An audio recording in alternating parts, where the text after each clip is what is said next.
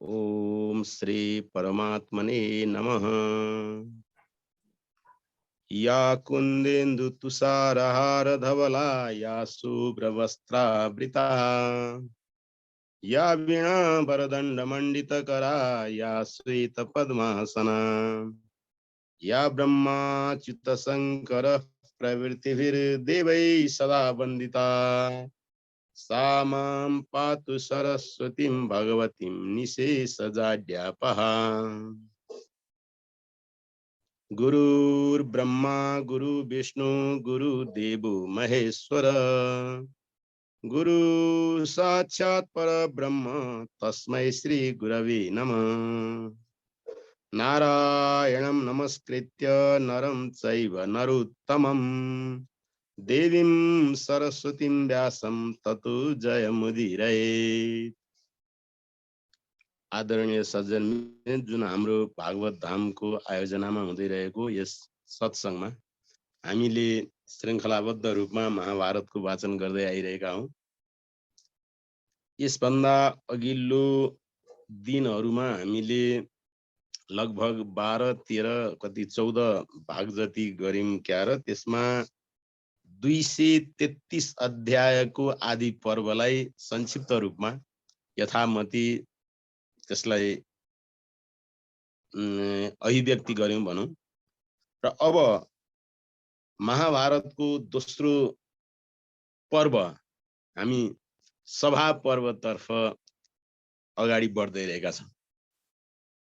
महाभारतमा रहेका 18 पर्वहरू मध्येको यो सभा पर्व फेरि पनि ऐतिहासिक दृष्टिकोणले, यसमा रहेका संवादको दृष्टिकोणले, यसमा भएका कथा र उपकथाको दृष्टिकोणले फेरि पनि अत्यन्त महत्त्वपूर्ण, सुन्दर र भव्य जस्तो लाग्छ।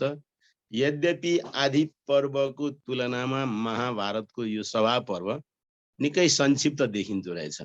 किनभने आदि पर्वमा 233 अध्यायमा वर्णन गरिएको छ भने सभा पर्वमा जम्मा जम्मी लगभग 82 अध्याय जतिमा यसलाई भगवान व्यासले संक्षिप्त रूपमा मतलब आफ्नो तरिकाले वर्णन गर्नुभएको रहेछ।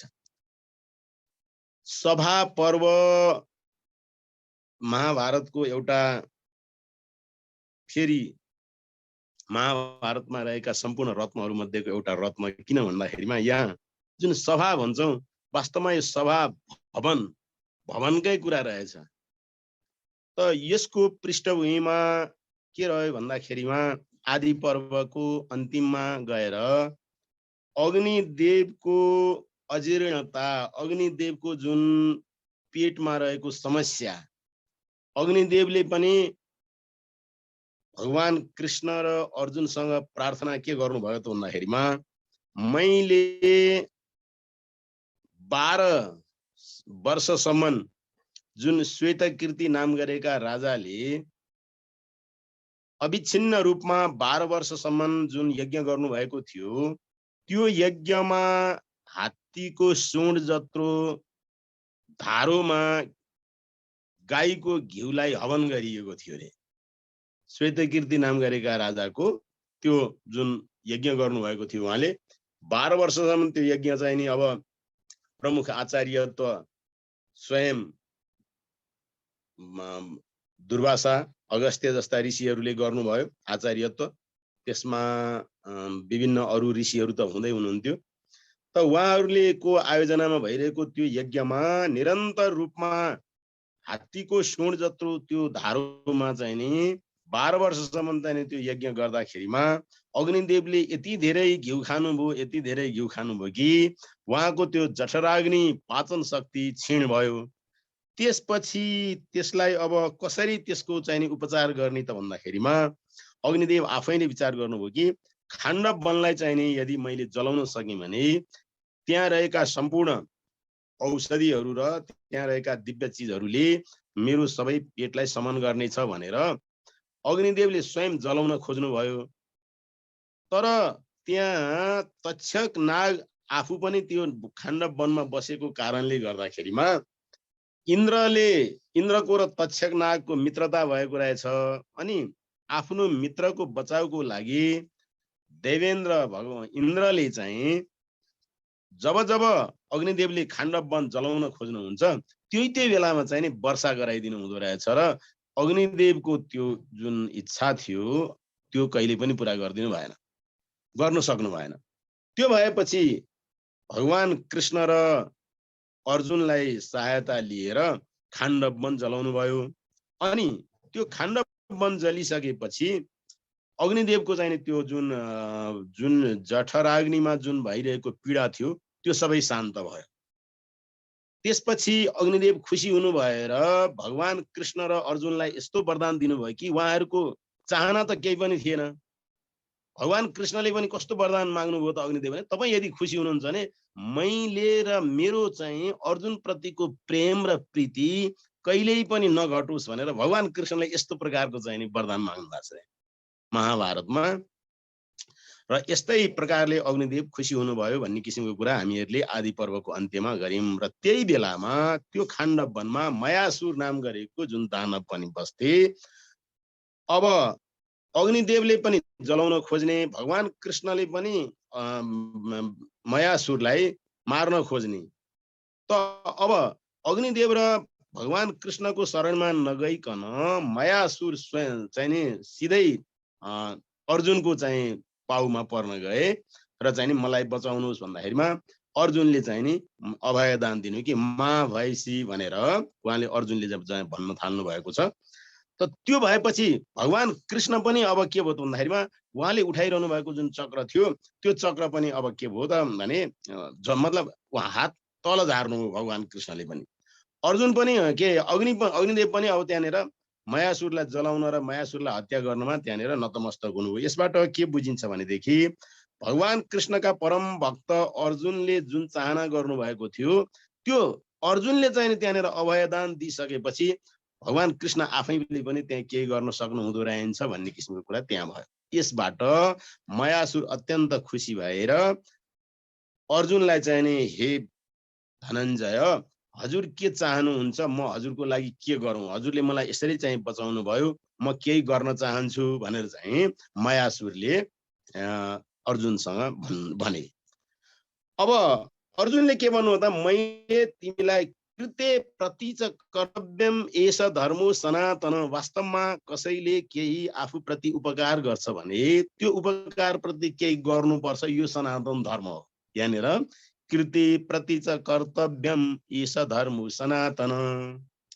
जस्तो चाहिँ नि अब लवकुशले उता रामायणमा लवकुशले जब चाहिँ नि रामायण सुनाउँदै जानुभयो ऋषि महर्षिहरूलाई, अनि ऋषि महर्षिहरूले ओहो यति मिठो यति पवित्र कथा चाहिँ नि हामीलाई यिनले सुनाए, अब यिनलाई के दिने त भन्दाखेरिमा कश्चित कमण्डलुम प्रादान मौन्जिन मन्यु महामुनि ऋषि मन्यस्तदा प्रादान कौपिनम अपरो मुनि भनेको कुनै ऋषिहरूले उठाएर यानी वंशहरू दिनुभयो। कसैले चाहिँ अब आफूसँग केही पनि छैन, यही कन्दनी छ मसँग भनेर कन्दनी चाहिने दिनुभयो। कसैले अब आफूसँग चाहिँ नि कमण्डलु छ, यही कमण्डलु नै तिमीलाई भनेर दिनुभयो। किन त भन्दाखेरिमा आफूलाई यति पवित्र कथा सुनाएको कारणले गर्दाखेरिमा अब आफूप्रति यति उपकार गरेको कारणले आफू पनि त के गर्नु पर्यो भन्ने अर्थमा त्यहाँनिर दिनुभएको छ। यहाँनिर मैले निवेदन गर्नु खोजेको कुरा के त भन्दाखेरिमा कृते प्रति च कर्तव्यम एष धर्म सनातन, वास्तवमा यो सनातन धर्म हो। यहाँनिर सनातन धर्मको कुरा चाहिँ नि बताउनु भएको छ महर्षि व्यासले। र मयासुरले पनि अब मलाई यत्रो चाहिँ नि बचाउ गरिसकेपछि मैले सक्ने कुरा म केही गर्न चाहन्छु भनेर अर्जुनलाई प्रस्ताव राख्नुभयो। त अर्जुनले मैले केही गरिदिएको कारणले फेरि तिमीसँग मैले केही लिन खोज्नु यो मेरो धर्म होइन, म त केही पनि चाहन्न, अर्जुनले यस्तो प्रकारले भन्नुभयो। अनि होइन म केही न केही नगरी छोड्दिनँ, म केही गर्न चाहन्छु, हजुरलाई के कुराको आवश्यकता छ भनेर विभिन्न प्रकारले मयासुरले चाहिँ त्यहाँनिर धेरै विनय गरिसकेपछि अर्जुन आफू केही भन्नु, त्यसले भगवान कृष्णकोमा जानु, भगवान कृष्णको जे इच्छा छ त्यही गरिदिनु भनेर यस्तो प्रकारले अर्जुनले भन्नुभयो। यो भनेपछि मयासुर भगवान कृष्णकोमा गएर हे प्रभु मलाई मेरो इच्छा पुरा गरिदिनुहोस्, म केही चाहन्छु, केही निर्माण गरिदिन चाहन्छु भनेपछि ल त्यसो भएदेखि अब भगवान कृष्णलाई थाहा थियो कि वास्तवमा यो चिज राज्यमा, भव्य राज्यमा चाहिँ एउटा सभा भवन अति आवश्यक छ भन्ने कुरा भगवान कृष्णलाई थाहा थियो। त्यसैले उहाँले एउटा सभा भवन बनाइदेऊ। त्यसले राजा युधिष्ठिरको लागि यो राज्यमा एउटा भव्य सभा भवन बनाइदेऊ भनेपछि मयासुर यति खुसी भयो कि हे प्रभु, मलाई यही नै मैले चाहना गरेको थिएँ, म त्यो भवन बनाइदिन्छु। यसको लागि अब मलाई हजुरले केही दिनको लागि समय दिनु पर्यो।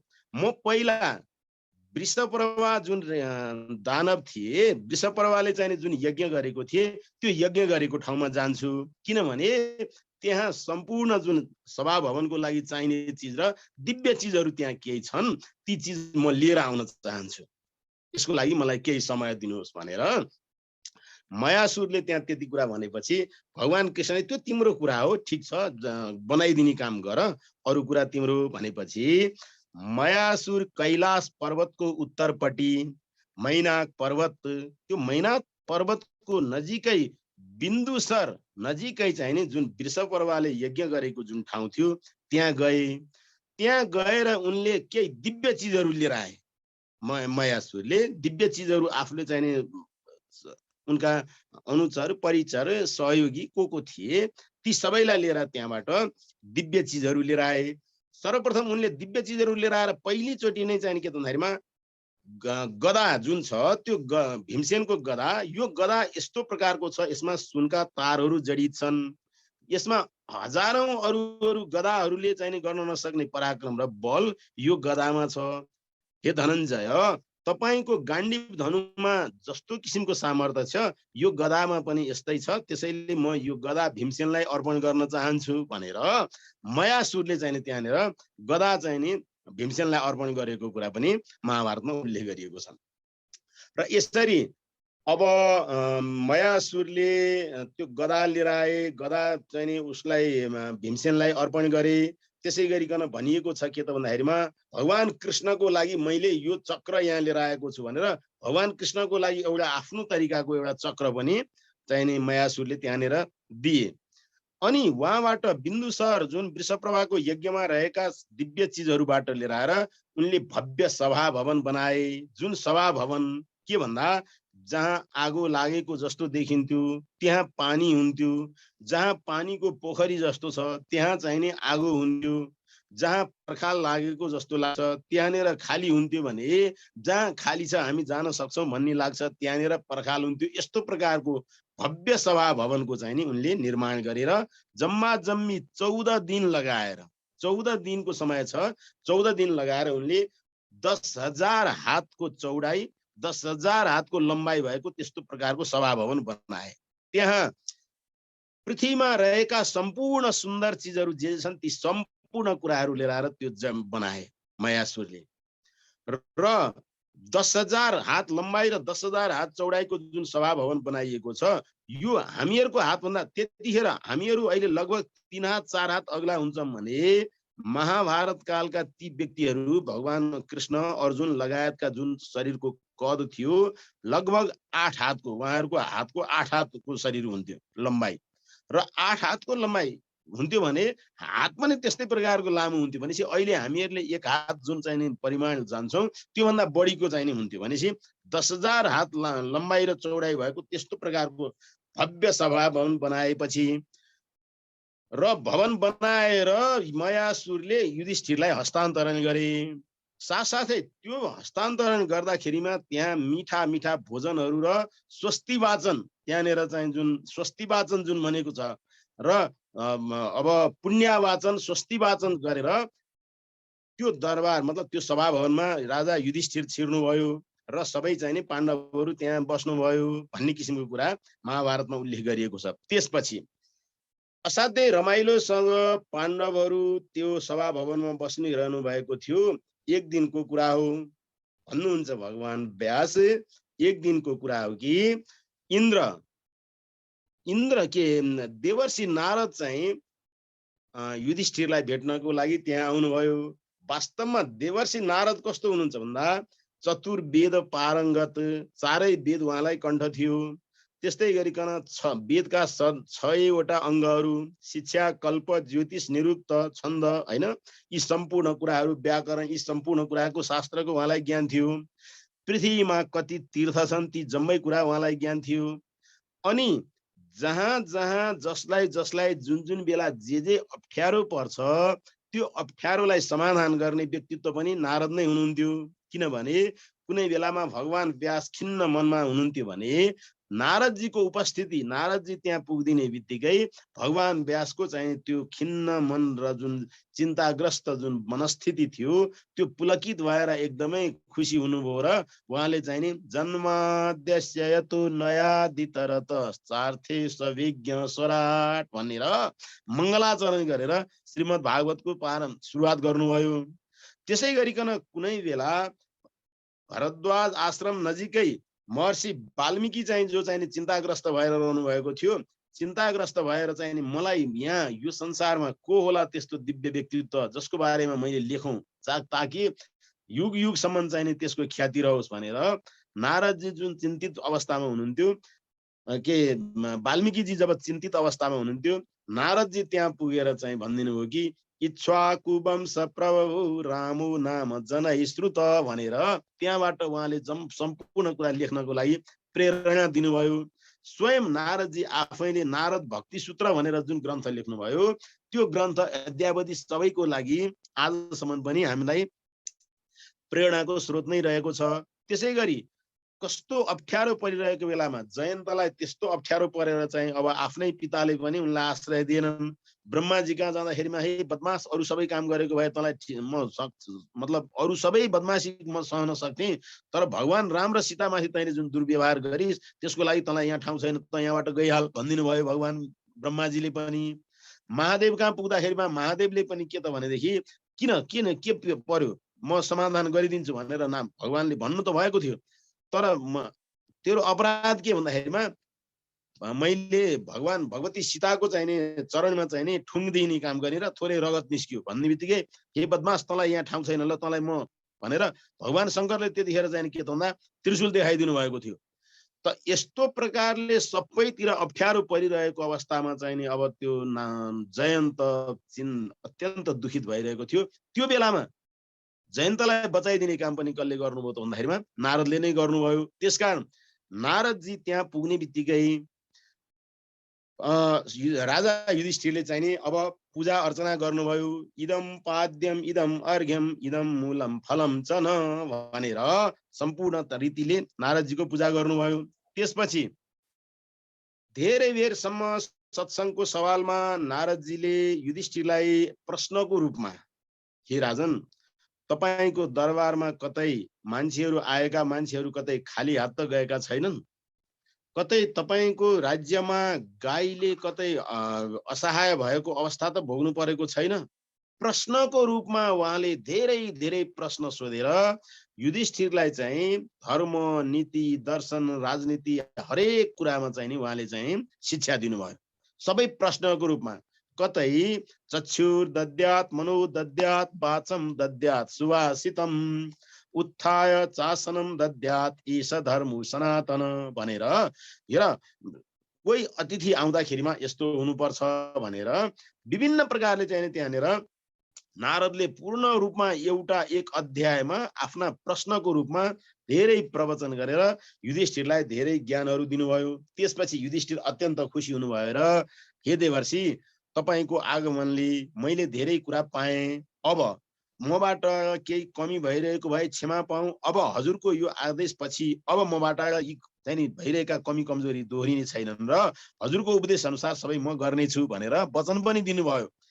त्यसपछि युधिष्ठिरलाई फेरि के लाग्यो त भन्दाखेरिमा आफ्नो त्यो जुन सभा भवन छ मयासुरद्वारा बनाइएको त्यसप्रति थोरै चाहिँ गर्व पनि लाग्यो र हे देवर्षि हजुर यहाँ आउनुभयो, मेरो यो सभा भवन कस्तो छ, मेरो यो सभा भवन कस्तो छ, हजुरले देख्नुभएका कुनै सभा भवनहरू योभन्दा राम्रा अथवा केही छन् कि? यस्तो प्रकारले चाहिँ युधिष्ठिरले बडो प्रेमले खुसी भएर देवर्षि नारदलाई सोध्नुभयो। देवर्षि नारदले पनि सभा भवनको अवलोकन गर्नुभयो र हे राजन पृथ्वीमा त यो जतिको सुन्दर अरू कुनै पनि छैनन्, तर मैले अरू थुप्रै थुप्रै सभा भवनहरू देखेको छु।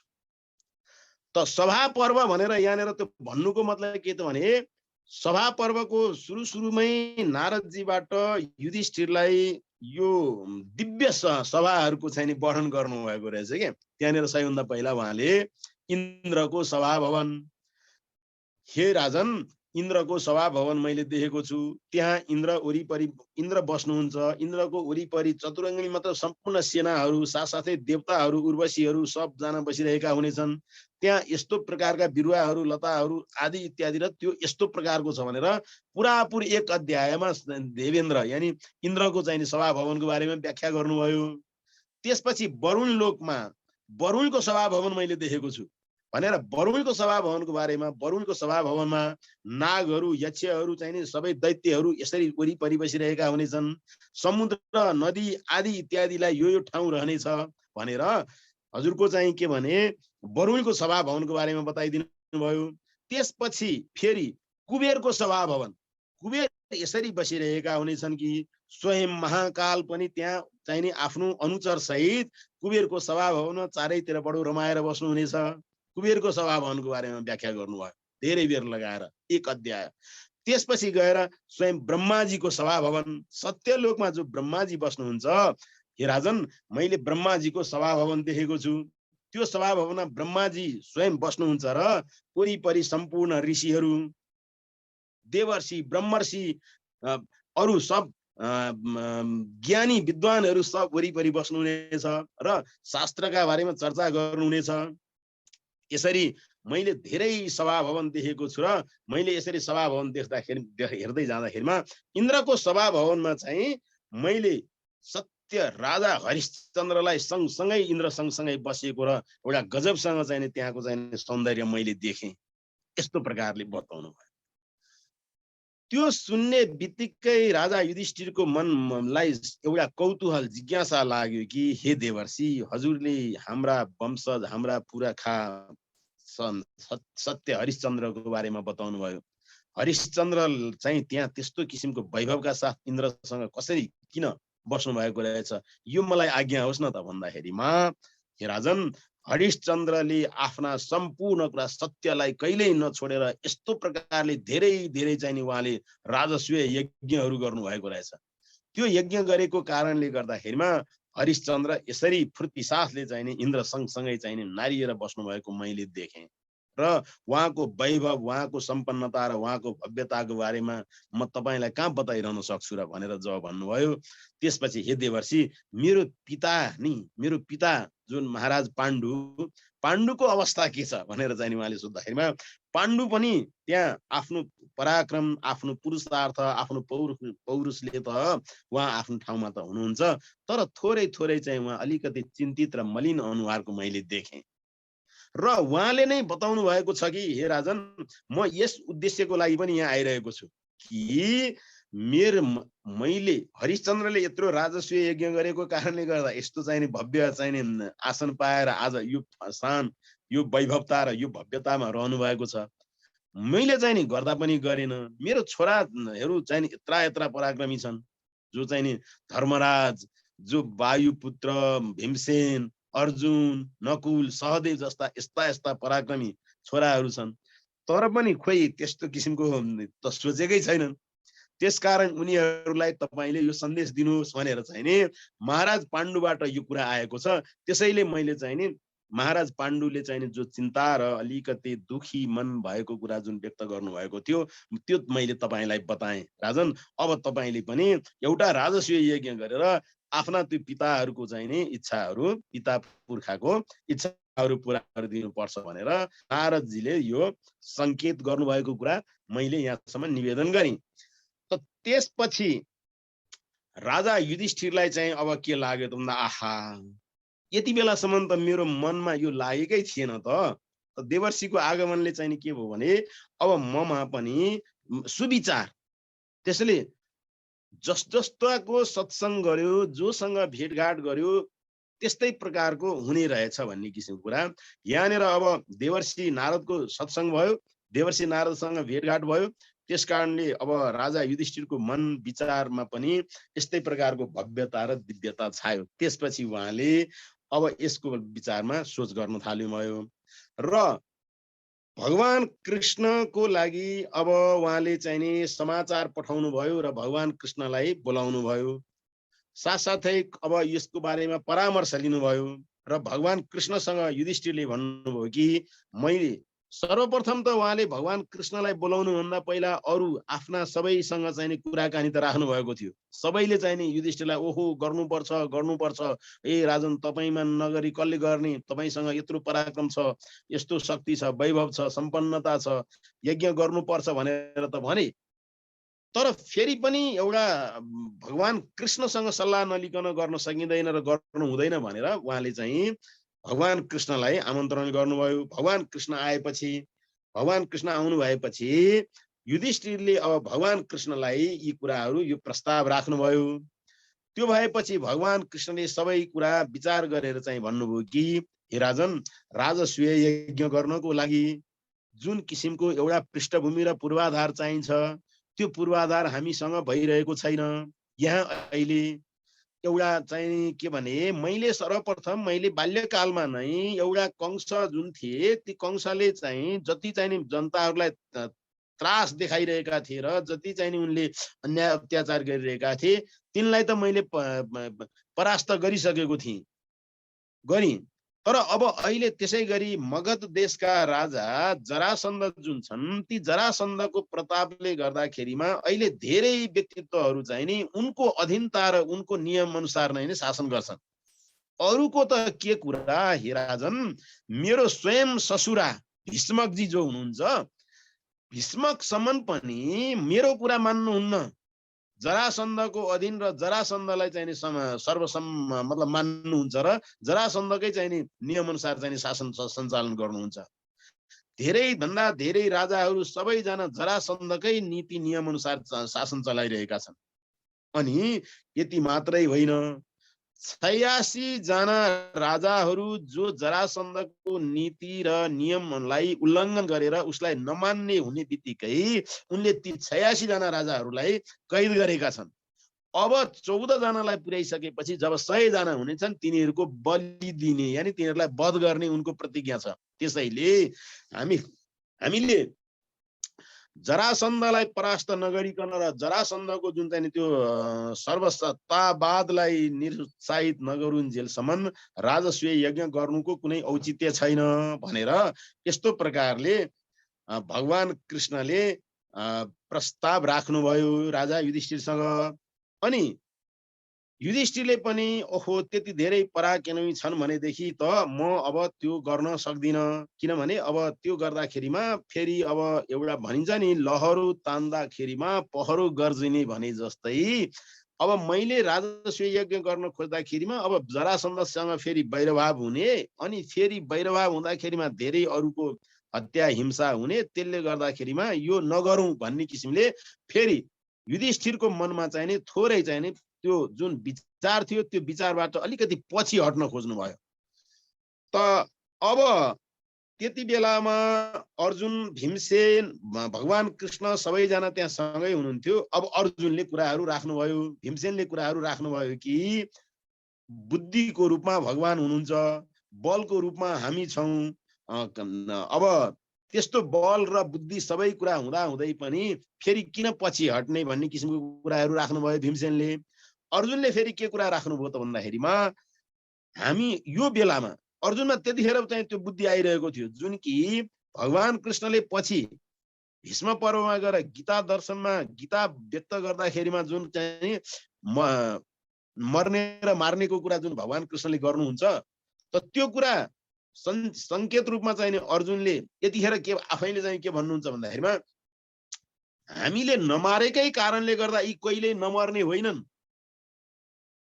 अनि मर्नु नै छ, एकचोटि त फेरि मर्नु नै छ भने परलोक प्राप्त हुन्छ। जित्यौं भने मतलब लडाई युद्ध गर्दाखेरिमा मरियो भनेदेखि परलोक प्राप्त हुनेछ, अनि युद्ध गर्दाखेरिमा यदि जितियो भने यही लोक प्राप्त हुनेछ। त्यसकारणले चाहिँ नि लडाईँ गर्नुपर्छ भनेर भगवान कृष्ण र युधिष्ठिरको संवादको बीचमा अर्जुनले यी कुराहरू राख्नुहुन्छ। अनि त्यो भएपछि त्यसो भएदेखि अब जरासन्धसँग युद्ध गरेर त युद्ध गर्न थाल्यो भने धेरै सेनाहरू चाहिँ जरासन्धको पक्षमा छन्। पृथ्वीमा रहेका अहिले जुन धेरै राज्यहरू जो छ ती राज्यहरूका धेरै धेरै सेनाहरू जरासन्धसँग भएको कारणले गर्दाखेरिमा धेरैसँग चाहिँ युद्ध गर्नुपर्छ र त्यो चाहिँ अब कयौं वर्ष लाग्न सक्छ जरासन्धसँग युद्ध गर्नलाई। जरासन्ध अत्यन्त बलियो छ भन्ने किसिमले भगवान कृष्णले भन्नुहुन्छ र अब केवल चाहिँ नि अब त्यसलाई युद्ध गर्ने भनेर त्यो राज्य राज्यको बीचमा चाहिँ ठुलो धनुष बाण लिएर चाहिँ नि युद्ध गर्नुभन्दा अब मल्ल युद्ध गर्नुपर्ने हुन्छ जरासन्धसँग एक्लै, त्यहाँ अरूसँग चाहिँ सरोकार नगरिकन भन्ने हिसाबले भगवान कृष्णले त्यो कुरा राख्नुहुन्छ।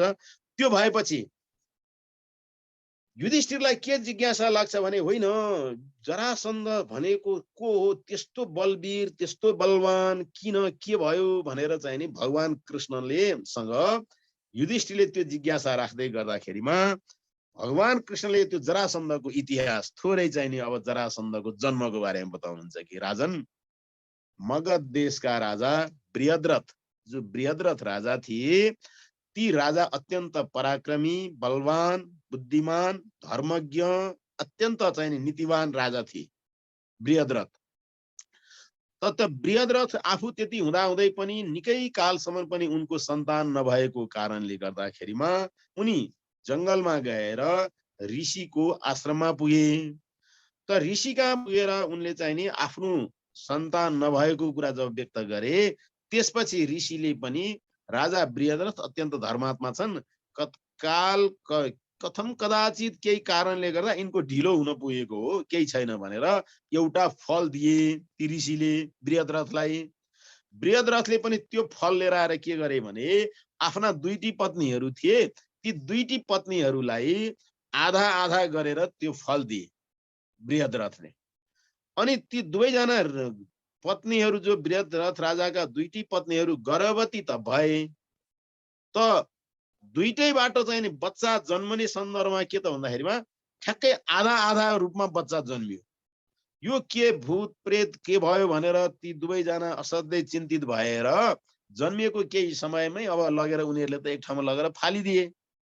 अब त्यो त काम थिएन, त्यो आधा आधा शरीर भएको त्यो चाहिँ नि अब ठ्याक्कै चिरिएको अवस्था थियो। त्यो के काम भनेर ती चाहिँ नि दुईटै रानीहरूले त्यो बृहद्रथको जुन सन्तान जन्मिएको थियो तिनलाई फालिदिए। त्यही राज्यमा जरा नाम गरेकी एउटी राक्षसी त्यहाँ बस्थे। अब ऊ चाहिँ अब भोजनको सिलसिलामा यताउति हिँड्ने सन्दर्भमा खोज्दै जाँदाखेरिमा उसले त्यो बृहद्रथका पत्नीहरूबाट जन्मिएको त्यो जुन आधा आधा जुन बच्चाको जुन शरीर थियो त्यो देखेर उसले दुवैटै हातमा समाए र त्यसलाई लगेर जोड्ने काम जुन गरी, जोड्दाखेरिमा टक्क जराले जोडिदिएको कारणले गर्दाखेरिमा त्यो बच्चा फेरि सट्ट जोडियो, बाँच्यो र त्यो बच्चा सग्लो रह्यो। जराले सन्धि गरेको कारणले गर्दा, जरा नाम गरेकी राक्षसीले सन्धि गरेर बचाइएको कारणले गर्दा त्यो बच्चाको नाम जरासन्ध रह्यो। भगवान कृष्ण युधिष्ठिरलाई चाहिँ जरासन्धको त्यो इतिहास बताउँदै हुनुहुन्छ यति बेला कि जरासन्धको पराक्रम, जरासन्धको त्यो चाहिँ नि अब सेना, त्यो उसको आधिपत्य, त्यतिखेरको त्यो जम्मै कुरालाई देखेपछि युधिष्ठिरमा जुन जिज्ञासा लाग्यो त्यसको बारेमा बताउँदै हुनुहुन्छ कि जराले चाहिँ नि जोडिएको कारणले यसको नाम जरासन्ध भयो। तर राजा बृहद्रथको सन्तान नभएको कुरामा उसलाई पनि थाहा थियो, त्यसले त्यो सन्तान लगेर बृहद्रथलाई दिए। बृहद्रथ पनि खुसी भएर तिनै चाहिने व्यक्ति जो जरासन्ध थियो त्यसलाई चाहिँ नि आफ्नो चाहिने छोरा बनाएर, अब छोरा त छँदै नै थियो, त्यसलाई नै चाहिने युवराज बनाएर बृहद्रथ आफू चाहिने आफ्नो वानप्रस्थ जुन जङ्गलको यात्रा थियो त्यो गर्न जानुभयो र जरासन्ध त्यहाँको राजा भयो। त राजा भएपछि उसमा चाहिने के भयो त भन्दाखेरिमा राक्षसीबाट बचाइएको भनौँ जन्मिएको त्यो त अब एक प्रकारले नयाँ जन्म त जराजबाट भएको छ। त्यसैले गर्दा राक्षसी स्वरूपबाट जन्मिएको र भएको कारणले गर्दा उसमा चाहिँ नि त्यस्तै राक्षसी स्वरूप तमोगुणले व्यापकता पायो र पछि गएर ऊ चाहिँ नि अत्यन्त अत्याचारी राजा भयो। अत्याचारी राजा यतिसम्म कि सारालाई चाहिँ उसले आफ्नो अधीनमा र आफ्नो बसमा राख्यो र यस्तो प्रकारले अहिले यो पृथ्वीमा एक छत्र जरासन्धको चाहिँ नि रगरगी चकचकी यस्तो प्रकारको छ हे राजन। त्यसैले हामीले चाहिँ अब जरासन्धलाई परास्त गरिसकेपछि र उसले आफ्नो कैदमा राखेका ती 86 जना राजाहरूलाई मुक्त गर्न सक्यौं भने अनि मात्र राजस्वीय यज्ञ गर्न सकिन्छ र राजस्वीय यज्ञको अर्थ पनि लाग्छ। र पछि पहिला जरासन्धलाई परास्त गरिसकेपछि हामीले पूर्व पश्चिम उत्तर दक्षिण विभिन्न ठाउँमा चाहिँ नि अब दिग्विजयको लागि जानुपर्छ र त्यो दिग्विजय जब गरिछौं अनि त्यसपछि आएको सम्पत्ति धन बाँडेर अरु सबै चाहिँ त्यो अब यज्ञमा आहुति दिएर राज्यलाई प्रभावशाली बनाउन सकिन्छ र त्यसपछि मात्रै के हुन्छ हाम्रो राजस्वीय यज्ञ हुन्छ भन्ने कुरा यहाँनिर भगवान कृष्णले प्रस्ताव राख्नुभयो।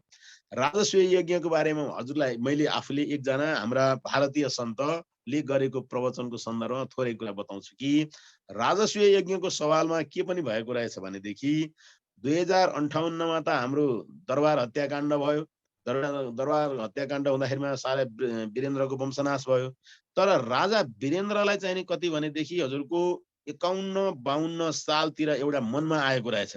यो चाहिँ अब मैले किताबमा पढेको होइन, हजुरहरुसँग चाहिँ अहिले यो सत्सङ्गकै माध्यमबाट सत्सङ्गमा सुनेको कुरा हजुरहरूलाई निवेदन गरेको हुँ। भारतीय सन्तले बताएको कुरा कि नेपालका राजा वीरेन्द्रलाई पनि राजस्वीय यज्ञ गर्ने मन लागेको थियो।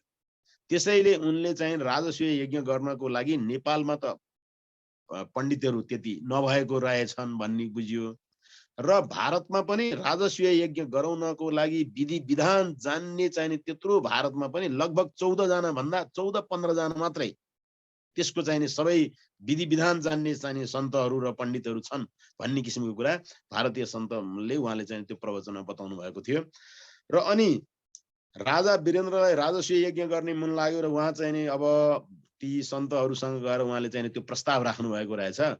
अनि सबै कुरा विचार गर्दै जाँदाखेरिमा त उनीहरूले के भनेछन् भन्दाखेरिमा राजा वीरेन्द्रको चाहिँ जुन अति के भने व्यतिक्रमण के त्यो अब व्यतिक्रम के भनौँ त्यो जुन वंश परम्परामा जुन चाहिँ नि अब क्षत्रियहरू जुन आफ्नो मूल क्षत्रियको छोरा क्षत्रिय हुँदै आउनु पर्नेमा व्यतिक्रम भनौँ त्यो अब पृथ्वीनारायण शाह त भए मुख्य, पृथ्वीनारायण शाह पछि बहादुर शाह के प्रताप सिंह शाह र रणबहादुर शाहको पालामा आएपछि रणबहादुर शाहले चाहिँ आफ्नो जुन वंशमा जुन नियम अनुसार जन्मिएको जुन छोरो थियो रणुद्यत शाहलाई हटाएर आफ्नो चाहिँ नि अब स्वेच्छाचारी ढङ्गबाट एउटा विधवा कन्या ब्राह्मणीबाट जन्मिएको गिरवाण युद्ध विक्रमलाई चाहिँ नि के गरिएको थियो त राजा बनाइएको र थियो।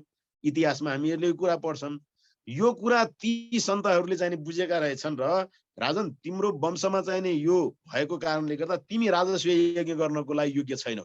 यो कस्तो रहेछ भने राजस्वीय यज्ञ गर्न चाहँदै पनि ब्राह्मणले त्यो राजस्वीय यज्ञ गर्न नपाउने, क्षत्रिय नै हुनुपर्ने राजस्वीय यज्ञ गर्नको लागि अधिकारी व्यक्ति भने क्षत्रिय नै हो भन्ने किसिमको कुरा त्यहाँनिर भएको रहेछ। त्यसैले चाहिँ नि अब तिम्रो चाहिँ नि यो वंशमा यो हुँदैन भनेर राजा वीरेन्द्रलाई चाहिँ त्यो गर्न नलगाइएको थियो, लगाउन पाएका थिएनन् भनेर उनले चाहिँ नि त्यो भनेका थिए। भनेपछि त राजस्वीय यज्ञ चाहिँ अब गर्नको लागि हामी यसरी तयार हुनुपर्छ भनेर भगवान कृष्णले जब चाहिँ नि युधिष्ठिरलाई बताउनु भयो। अब युधिष्ठिरले त्यसपछि अब आफ्ना भाइहरूको पनि विचारहरू लिनुभयो, भगवान कृष्णको विचारहरू लिनु भएपछि ल त्यसो हो भनेदेखि अब जरासन्ध सँग चाहिँ नि युद्ध अब के गर्ने भन्दा अब हामी भगवान कृष्ण, भीमसेन र अर्जुन यी 3 जना व्यक्तित्वहरू गएर अब हामीले पहिला नम्बर जरासन्धलाई सिद्ध्याउनु पर्छ भनेर उहाँहरू जानुभयो, ब्राह्मणको भेषमा जानुभयो र जरासन्धसँग चाहिँ नि युद्धम नो देहि राजेन्द्र भनेर हे राजेन्द्र हामीलाई युद्ध देऊ भनेर चाहिँ उहाँहरूले चाहिँ भन्नुभयो र जरासन्धको चाहिँ नि वध गरिसकेपछि 86 जना ती राजाहरूलाई मुक्त गर्नुभयो र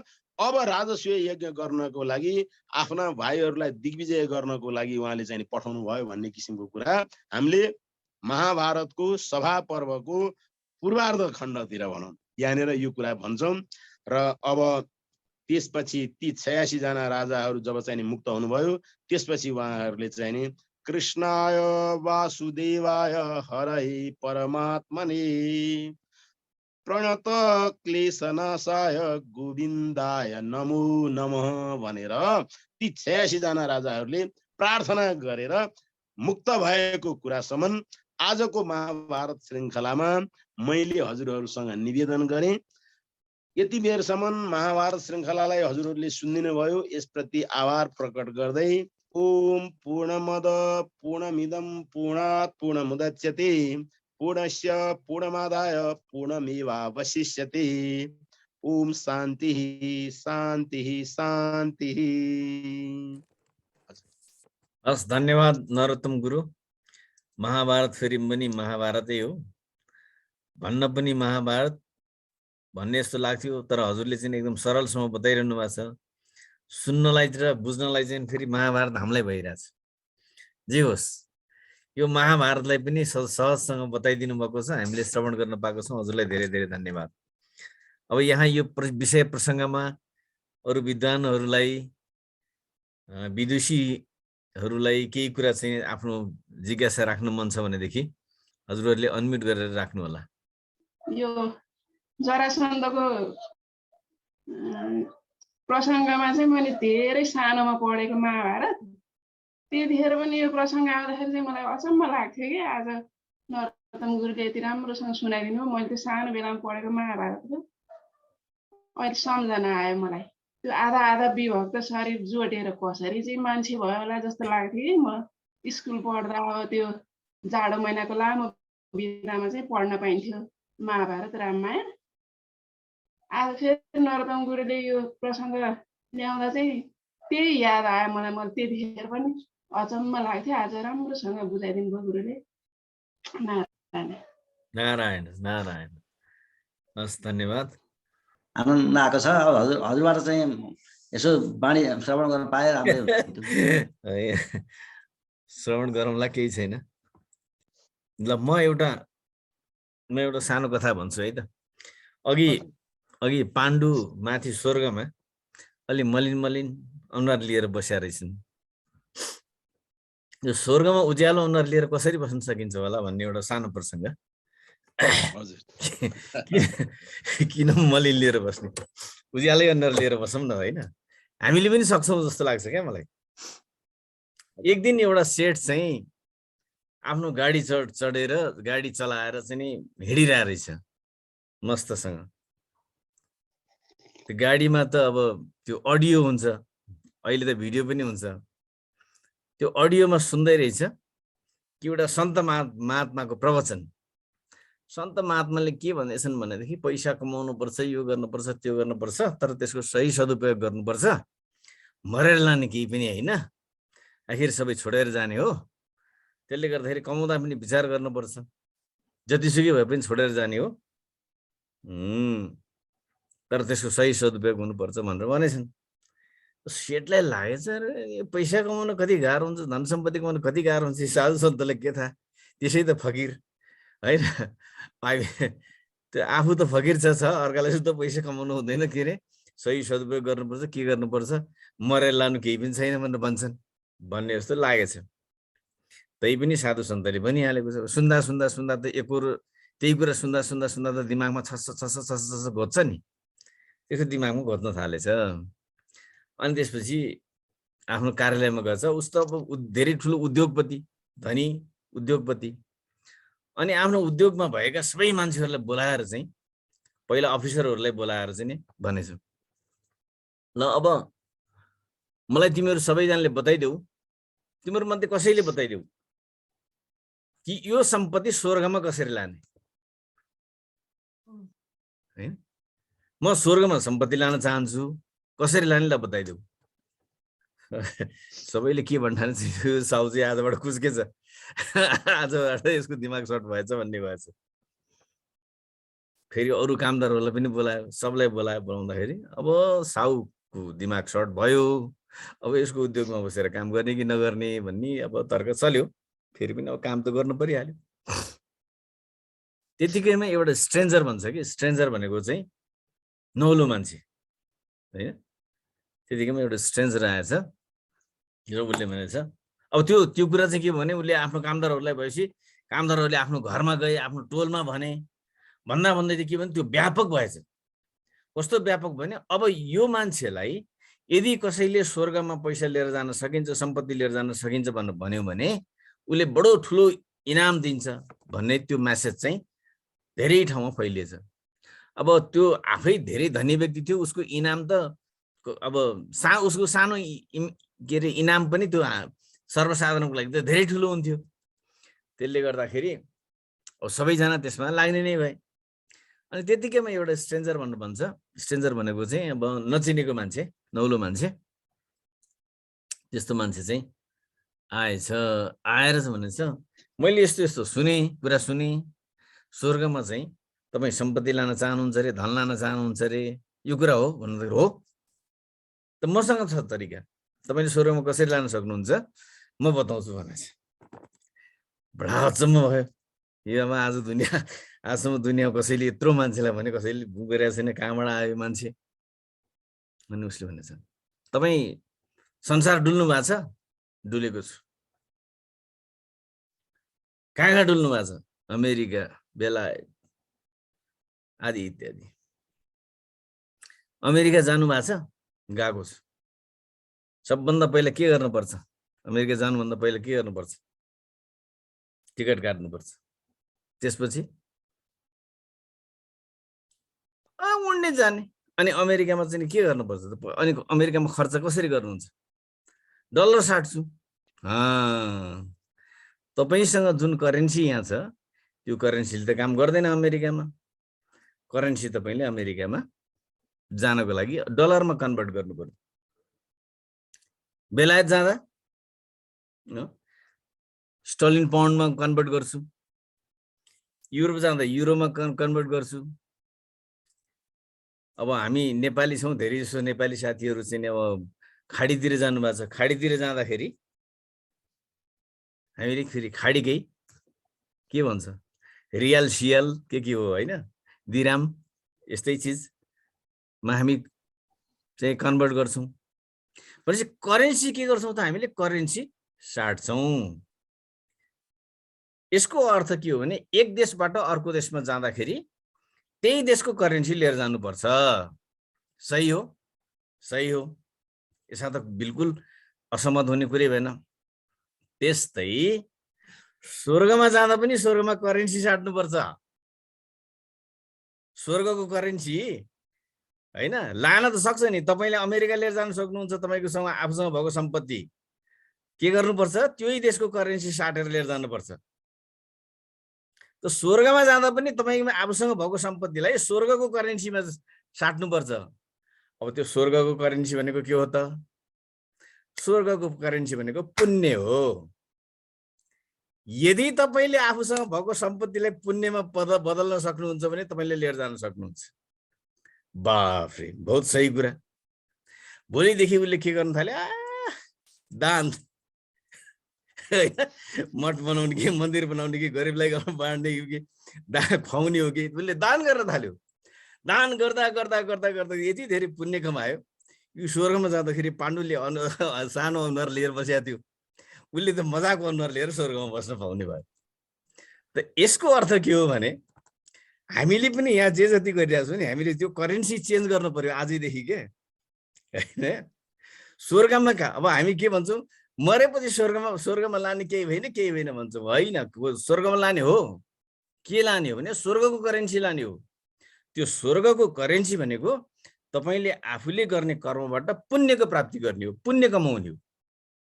त्यहाँ जानको लागि, अमेरिका जानको लागि डलर कमाए जस्तै, इङ्ल्यान्ड जानको लागि स्टर्लिन पाउन्ड कमाए जस्तै, युरोप जानको लागि युरो कमाए जस्तै, स्वर्ग जानको लागि पुण्य कमाउनु पर्यो। त्यो पुण्य कसरी कमाइन्छ भन्दाखेरि आफूसँग भएका चिजहरूको सही सदुपयोग गर्दै होइन, अरूको सेवा गर्दै, दान गर्दै, तीर्थ गर्दै, व्रत गर्दै यसरी पुण्य कमाउनु पर्यो। मलाई आशा छ हामी सबैले यो कथा सुनिसकेपछि भोलिदेखि यसो तीर्थ, व्रत, दान होइन, सेवामा चाहिँ हामी सबैको मन जान्छ। थोरै यस्तो निवेदन मात्रै गरेको, यो यस्तो रमाइलो मात्रै गरेको, यसले खासै केही महत्त्व त राख्दैन होला। फेरि पनि एकछिन भएन पनि हजुरहरूले श्रवण गर्नुभयो, त्यसका लागि धेरै धेरै धन्यवाद। स्वर्गको करेन्सी नयाँ शब्द, यो चाहिँ बिर्सिने भइएन हामी चाहिँ। यो कथा मात्रै होइन, एकदम राम्रो कुरा हो, गफ मात्रै होइन, राम्रो कुरा हो। स्वर्गको करेन्सी भने नयाँ शब्द आयो। यहाँलाई धेरै धेरै धन्यवाद। नचिनेका अपरिचित व्यक्ति मान्छेलाई बुझाउन सको भने त मान्छेले गर्दो रहेछ नि त। त्यो अपरिचित व्यक्ति नआइदिएका थिए भने त्यो मान्छेले ती साउले बुझ्दैन थिए। बुझाउन सक मान्छेलाई बुझाउन सको, आँखा नेत्र खोल्दिन सको भने त मान्छेले गर्दो रहेछ नि। नेत्रै खोल्न साह्रो पर्ने रहेछ नि त। आजबाट हाम्रो पनि खुल्यो। खुलो खुलो नयाँ शब्द कोष्ठी भयो, नयाँ शब्द स्वर्गको करेन्सी, अहिले पनि बिर्सिन्न म चाहिँ। हस् हस्। अब पुण्य कमाउनेतिर लाग्नु पर्यो। चाहेर साट्न सकिँदैन हजुर। कर्म गरेर सिधै त्यही कमाउने नि, भएको साट्न सकिएन भने नि नयाँ कर्म गर्दाखेरि सिधै त्यही कमाउने गरेर कर्म गरे त कमाइहाल्यो नि। हजुर दुईटा अर्थ छ, दुईटा उपाय छ। एउटा आफूसँग भएको साट्न पनि सकिन्छ, हजुर अर्को चाहिँ कमाउन त्यहीको लागि त्यहीको करेन्सी कमाउन सकिन्छ सिधै। अब त्यहीको अब साट्न सकिँदैन, आफूसँग अहिलेसम्म भएकोलाई चाहिँ समातेर राख्ने साट्न सकिँदैन भने अब कमाउने चाहिँ त्यतातिरको कमाउने क्या।